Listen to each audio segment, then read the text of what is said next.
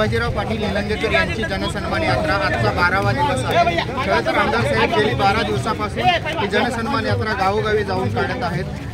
निसर्गाची जे आव्हानं ऊन वारा पाऊस यांना झेलत आजचा हा 12वा दिवस संपन्न होत आहे। भैयासाहेब, खरं तर निसर्गाची जी आव्हानं ती आपण केली झालातच, परंतु विरोधकाची जी आज काँग्रेस पक्ष आहे त्याचे 4 इच्छुक उमेदवार आपल्या विरोधात आहेत, त्याबद्दल काय सांगाल आपण? ही डाव्या बाजूची मंडळी पुढे चालू लागलेली, थांबा ना थोडंसं। त्यांनी काय करतात हा आमचा विषय नाही, आपल्याला काय करायचं हा आमचा विषय असतो। आम्ही आमचं कामं असतील जनतेपर्यंत पोहोचवणं, त्यांचा आशीर्वाद घेणं। आपल्या जनसन्मान पदयात्रेमध्ये प्रमुख जो आपण मुद्दा लोकांसमोर मांडत आहे लाडकी बहीण योजना आहे, परंतु माजी पालकमंत्री अमित देशमुख यांनी कालच्या कार्यक्रमामध्ये असं म्हणलं की लाडकी बहीण योजना नाही तर लाडक्या खुर्चीसाठी ही धावपळ चालू आहे, असं त्यांचं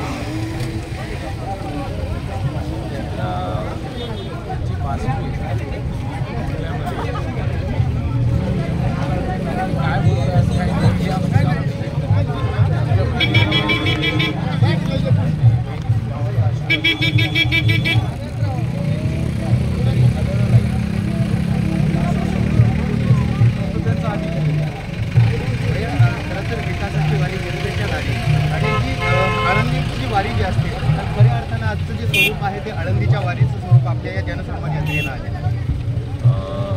गाडी जाऊ द्या नाही पुढची, सावकाश जाऊ द्या।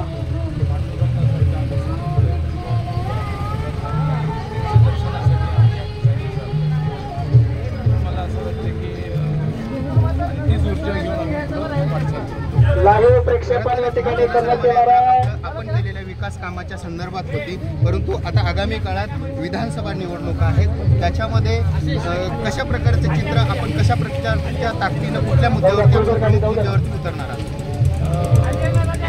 विकासाच्या कामावर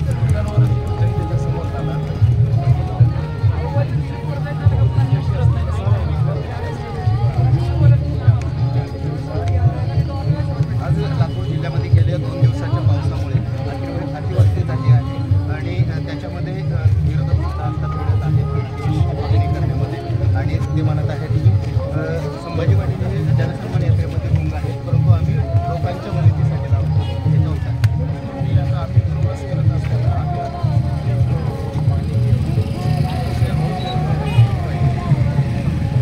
काम बोलणं करणं त्यांनी काय कामं केले ते देखील आपण पाहिलं की विरोधकाचे जे काम आहे ते विरोध करणं आहे आणि त्यांनी जे कामं केली आहेत त्यांनी आम्हाला ते कामं सांगावेत, त्यांनी जनतेसमोर मांडावेत, असं सुद्धा आमदार संभाजी